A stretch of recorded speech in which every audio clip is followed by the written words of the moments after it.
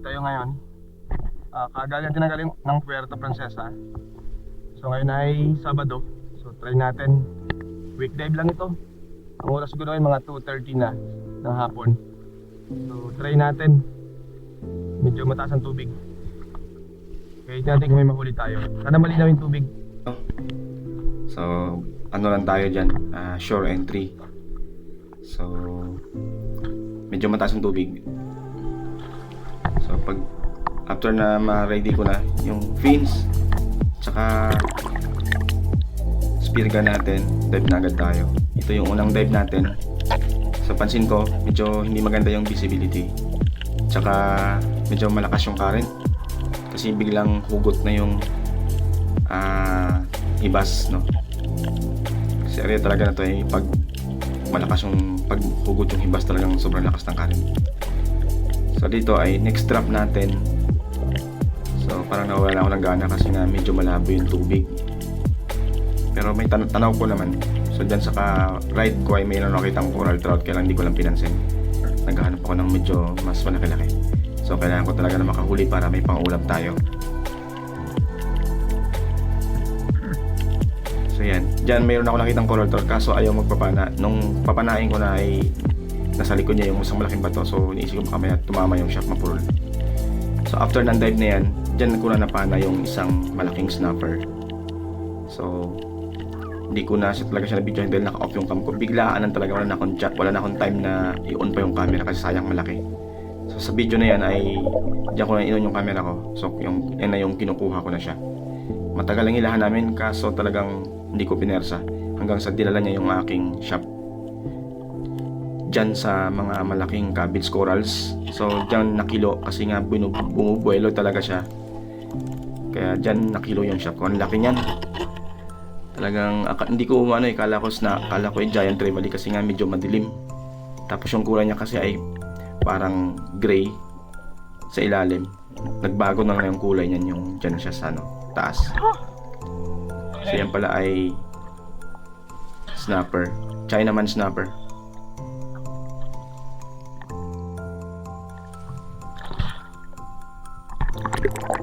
Thank you sa pagsagot kay Joy Adventure. Sa tinanong ko kasi, nung sinearch ko sa Google, tama naman yung sagot niya. Chinaman snapper.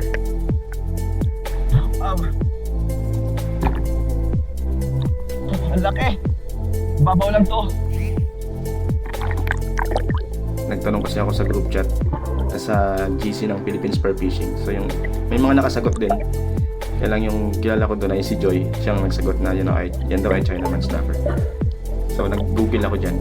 So yan pala yung bira lang mahuli sa mga malalalim nag-i-stay yan. Nung kinapa ko yun dyan yan, gutom naman. Pero inisip ko kaya siguro pumunta sa mababaw dahil nanginginain. Wala naman yun dyan yan nung kinapa ko. Wala akong idea ko ng pangalan ng isla na yan.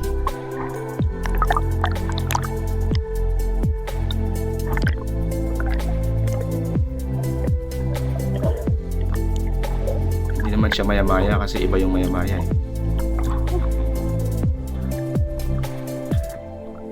Nagkulat ako. Hindi ko na-expect na mayroon dito para sa mababaw.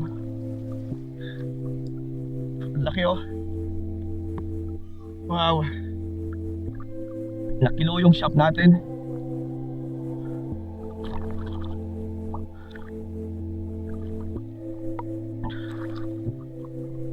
Mga nasa 7 meters ko lang na pana yan. Ang babaw lang. Ito nangyari sa shop ko. Ayan. Kilo.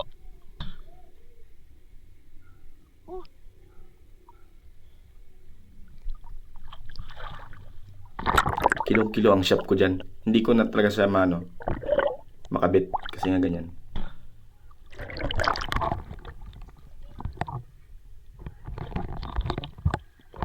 Ayan, malaki oh. Solid. Siguro mga ano to, maabot ng mga 8 kilos. Yan oh. Laki. Nakilo yung shop natin. Grabe. Akala ko trevally. So yung pala hindi ko alam kung ang tawag dito. Hindi ko lang kung emperor or snapper. Yan. Mamaya, search ko na lang kung anong strato. Sa mga makakita ng video na to, comment nyo lang. Sa baba. Dito nag-try kong i-straight siya. Kaso ang tigas. Yan kasi ay 6.5 na Labrax. Dati nang nakiluyan nung pinana ko ng Giant Trevally na 16.8 kilos. Ngayon naulitan uli. Pag nakadaan talaga ng kilo ay malambot na lang din uli. Kikilo talaga siya pag nakahuli kayo ng malaki. So nag-decide ako na pumunta na sa taas. Punta na ako ng doon sa area na kung saan. Para doon ko siya ma-straight. Kasi dito talaga ay hindi talaga kayanin. Kasi that time, yung time na yan, gusto ko pa talagang mamana. Kasi bitin pa ako, saglit lang kasi yan eh. Kaso talagang sabi ko, uwi na ako. Dito na ako sa mababaw. Hinila ko na lang yung pana ko, hindi ko na inayos yung reel. Ayun o. Lumakas yung agos. Kasi malakas na alam mo ilog. Tumahon ako. Hindi ko na kayang ma-straight ang shop.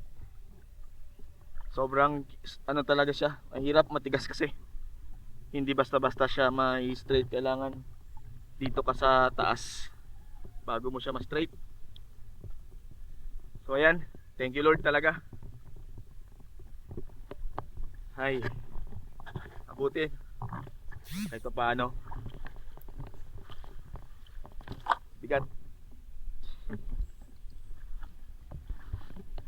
Ayan siya. Laki to. Parang ito yung tinatawag sa amin lawihan, pero hindi ko sure kung anong pangalan. So ayan o. Yung aking fiberglass ay mas malapad pa siya. Malaki siya, mataba daw to. Yan.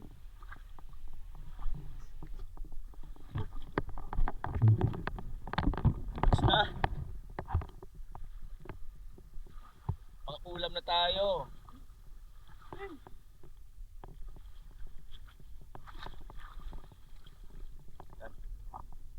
Malaki. Diba? Wasak siya, wasak. Siguro mga nasa 2 meters ang distance sa akin. Ayan, mabuti ay talagang maamo siya.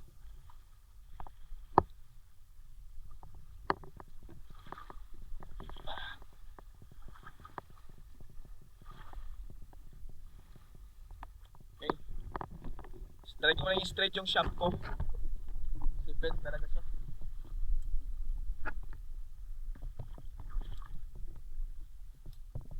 Yan. Okay. Try natin ma-straight kung kaya pa.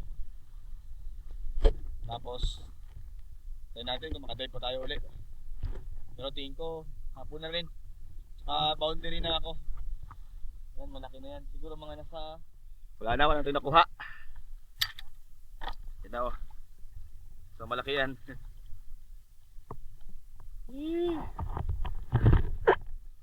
Siguro mga nasa... Kailangan ko abot ng... Siguro mga nasa 6 to 8 kilos ito. Ayan siya. Talagang sobrang laki niya. First time ko nakakuha ng ganitong isda na ito kalaki. Sa maliban sa Giant Trevally, yung tangigi. Pero yung ganitong klaseng isda talaga first time ko nakakuha ng ganito kalaki. So malaki talaga siya. Ayan ang kanya.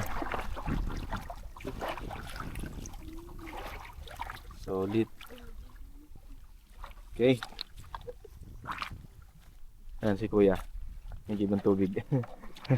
Tsaka si ate. Ayan. Galing pa lang yung iba yan. Kasi mahirap ang tubig dito sa Sitio Lagpan. Okay. Uwi na siguro. Kuha na rin. Okay. Meron na tayong pang ulam. Diba? Solid yan. Solid. Okay. Mataba daw to. sa ilog. Ayan.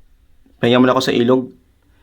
Binabad ko muna yung pana ko kasi para iwas din, mahugasan din ng fresh water.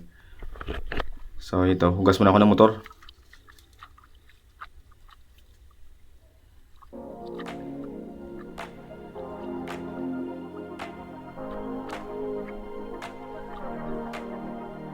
Ulit.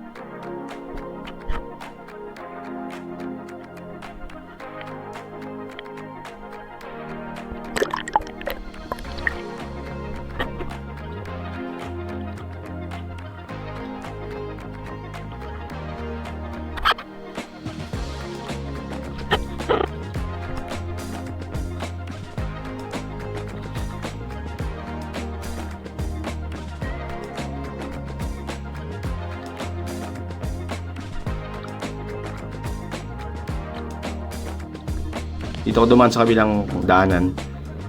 Ayan. Ito yung barangay namin. Barangay New Ibahay.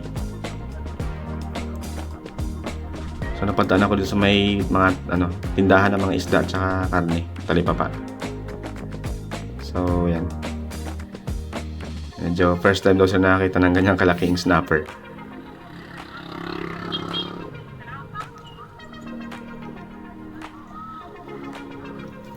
Ito! Oo!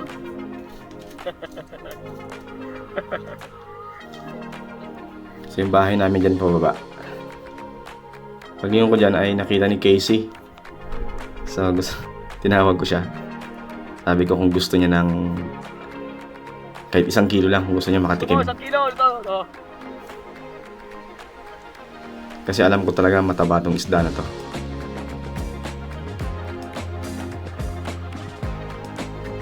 Putusin ko. Tama yan sigang. 1 kilo yung shop ko eh. So ako, natutuwa din talaga kasi nga, first time ko nakawin ng ganyang kalaking snapper. So yan, malapit ako sa bahay namin.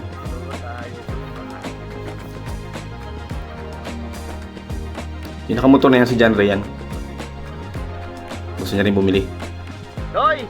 Sabi ko, pagparty-party natin.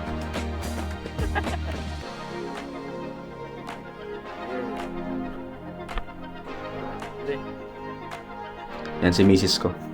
Yan si Uncle Manny.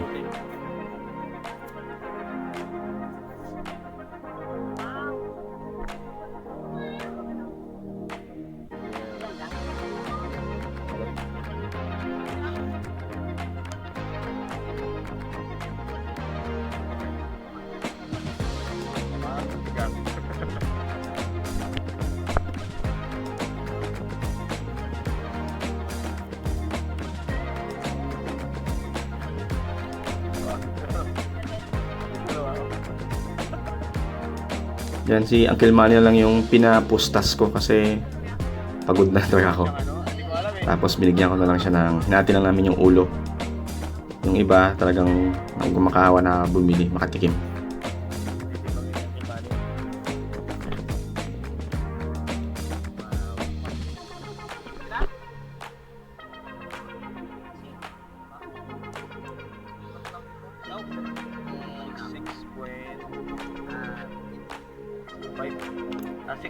So akala ko ay 8 kilo. So tama rin, nasa 6.6 to 8 kilo. So halos magpipitong kilo na rin, 6.6. So yung natira sa amin dyan, ulo na lang. Hinati namin ni Uncle Manny. Yung iba, yun nga, gusto rin makatikim. Kaya pinagparty-party na lang namin. Yun dyan. Yan, may bumibili oh. Yung dalawa yung bumibili. Makatikim daw sila.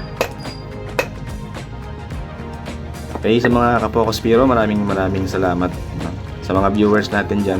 Lo, matama ka Sa dyan. mga silent viewers na hindi pa nakasubscribe, baka pwede naman po na pasubscribe para ma-notify kayo every time na meron akong i-upload na bagong video. Dyan, sobrang taba niyan, pansin mo. Yung laman niya talagang nakasama sa laman niya yung dilaw-dilaw, yung taba. Nung niluto rin nila sinigang, talagang malinamnam daw yung laman, tsaka malasa. Yan. Thank you very much sa inyong mga sa time na patuloy kayong nanonood sa channel ko. Ayan. So paunti-unti lang sana lumago pa yung subscriber, dumami yung subscriber.